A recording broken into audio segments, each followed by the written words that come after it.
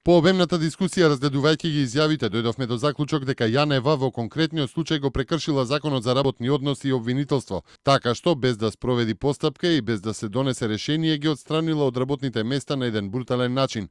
Били исфрлени од нивната канцеларија, а за тоа напомош го повикала некој од судските полицајци кој интервенирал при иселувањето на двете обвинителки. Изјави председателот на Советот на јавни обвинители Петар Аневски по денешната седница за постапката на специјалната обвинителка Катица Јанева при исклучувањето на двете обвинителки од нејзиниот тим. Тој додава дека од исказите и од дописите поврзани со случајот со двете обвинителки било утврдено дека тие во ниту еден случај не побарале сами да си заминат, како што првично информирала специјалната обвинителка. Двете обвинителки и понатаму се во работен однос во специјалното јавно обвинителство. Советот, како што рече Аневски, на идната седница ќе одлучува за работниот статус на обвинителките Лејла Кадриу и Марија Ѓоревска, односно дали ќе биде намален бројот на обвинители на 10 или тие ќе останат во специјалното јавно обвинителство. Во моментов додаде, двете обвинителки се уште фигурираат како дел од тимот на Јанева. За сега, како што вели Аневски, Советот донел одлука дека нема да поведуваат дисциплинска постапка против Јанева, односно за неа треба да поведат дисциплинска постапка Републичкиот јавен обвинител и Вишиот јавен обвинител, како што е регулирано со Законот за јавно обвинителство. Покрај за обвинителките, Советот денеска дискутирал и по представка на судија од Управниот суд, кој најпрво се обратил со допис до Судскиот совет на Република Македонија.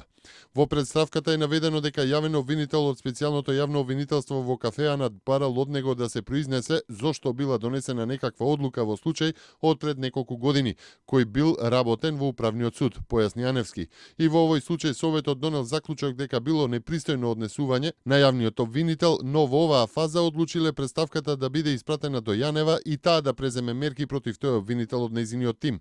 Председателот на Советот на јавни обвинители истакна дека ја почитува автономијата на одлучувањето на Јанева, утврдена во Законот за специјалното јавно обвинителство, но се повикуваат и на членот 7 став 3 од законот, според кој јавниот обвинител ќе биде професионално одговорен за стручните и законските дејствија при неговата работа пред Советот за јавни обвинители.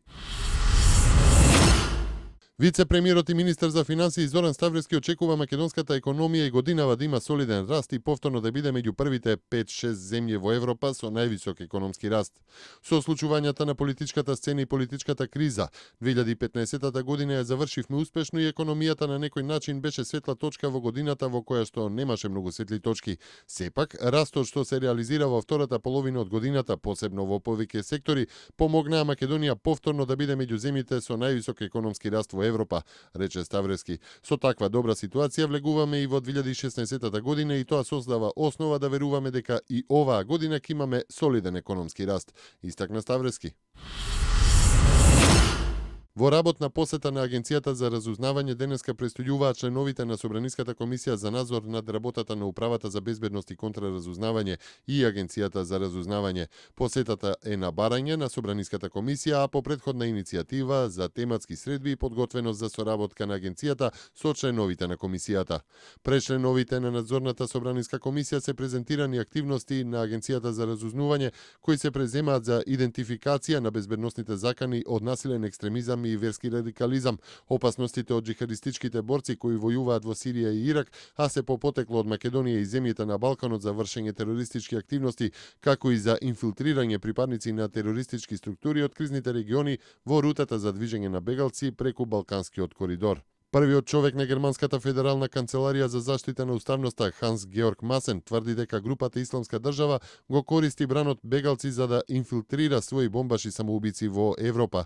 Според него, двајца од самоубиците во Париз и уште двајца осомничени за подготвување терористички напади со лажни пасоши добиле статус на азиланти и сега се во притвор во Австрија.